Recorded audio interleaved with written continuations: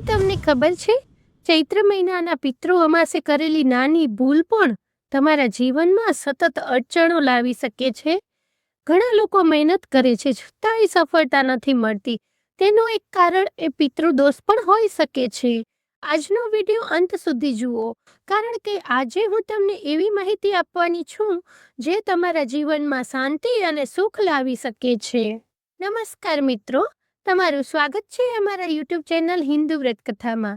અહીં આપણે સંસ્કૃતિ, ધર્મ અને જીવન સાથે જોડાયેલી એવી માહિતી શેર કરીએ છીએ કે જે આપણે સાચી દિશા બતાવે. જો તમે પણ આવી જ માહિતી ઈચ્છો છો તો ચેનલને સબસ્ક્રાઇબ કરવાનું ભૂલશો નહીં. અમાસનો દિવસ એટલે ચંદ્ર ન દેખાતો દિવસ, અને આ દિવસ પિતૃઓ માટે અતિ મહત્વનો માનવામાં આવે છે. શાસ્ત્રો અનુસાર આ દિવસે પિતૃની આત્માઓ પૃથ્વી પર આવે છે અને તેઓ પોતાના વંશજોની રાહ જુએ છે કે કોઈ તેમને યાદ કરે છે, તેમને તર્પણ આપે છે. જો આપણે તેમને યાદ કરીએ તો તેઓ આશીર્વાદ આપે છે, અને જો અવગણના કરીએ તો જીવનમાં અડચણો આવી શકે છે. ચૈત્ર મહિનો હિન્દુ નવું વર્ષ શરૂ થવાનો સમય છે. આ મહિનો શુદ્ધિ અને નવી શરૂઆતનો પ્રતીક છે, અને આ મહિનાની અમાસ એટલે કે પિતૃઓની માટે ખૂબ શક્તિશાળી સમય. આ દિવસે કરેલા ઉપાયનું ફળ ઘણા વધીને મળે છે. ખાસ કરીને જો કોઈના ઘરમાં અશાંતિ, રોગ, આર્થિક સમસ્યા હોય તો આ દિવસ ખૂબ જ મહત્વનો બની રહે છે. હવે એક મહત્વની વાત, પિતૃદોષ શું છે? જ્યારે પિતૃઓ અપ્રસન્ન હોય અથવા તેમની આત્માને શાંતિ ન મળી હોય ત્યારે પિતૃદોષ બને છે. તેના લક્ષણો: વારંવાર મુશ્કેલીઓ આવવી, કામ બનતા અટકી જવું, ઘરમાં તણાવ રહેવું, આરોગ્ય સમસ્યાઓ. જો તમને આવી સમસ્યાઓ અનુભવાય તો પિતૃ અમાસના દિવસે આ ઉપાય જરૂર કરજો. આ ઉપાય કરવો ખૂબ જ જરૂરી છે. શું કરવું જોઈએ? તો સવારે વહેલા ઉઠી અને પવિત્ર નદીમાં જઈ અને સ્નાન કરવું. જો તમે ત્યાં ના જઈ શકો તો ઘરે પણ નાવાના પાણીમાં ગંગાજળ નાખી અને સ્નાન કરી શકો છો. તર્પણ વિધિ: સ્નાન કર્યા બાદ તર્પણ વિધિ કરવાની હોય છે, જેમાં એક લોટામાં પાણી, કાળા તલ અને કુશા લઈ અને પિતૃઓના નામથી તર્પણ આપો.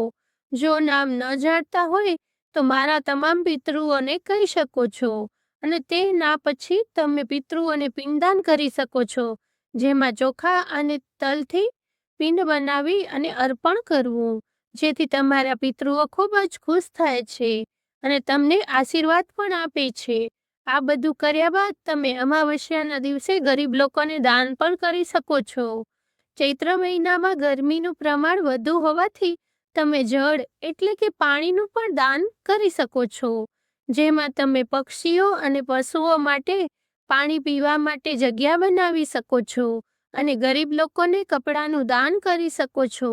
તેમજ ઘઉં, ચોખા, ફળ વગેરેનું પણ દાન કરી શકો છો, જેથી તમારા પિતૃઓ રાજી થાય છે. આ દિવસે શું ન કરવું જોઈએ?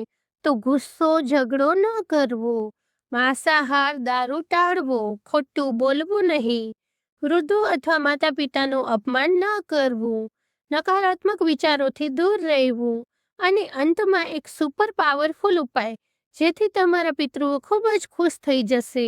એક રોટલી લ્યો, તેમાં ગોળ અને ઘી મૂકો અને કાગડાને ખવડાવો અને બોલો, ઓમ પિતૃદેવાય નમઃ. આ ઉપાયથી પિતૃઓ તરત પ્રસન્ન થઈ જાય છે. મિત્રો, આપણે આજે જે છીએ તે આપણા પિતૃઓના કારણે જ છીએ. તેમણે આપણે માટે ઘણું કર્યું છે. હવે આપણી પણ ફરજ છે કે તેમને આપણે યાદ કરવાનો. જો તમને આ માહિતી ઉપયોગી લાગી હોય તો લાઈક કરો અને ચેનલને સબસ્ક્રાઇબ કરો, અને કોમેન્ટમાં જરૂર ઓમ પિતૃદેવાય નમઃ લખો.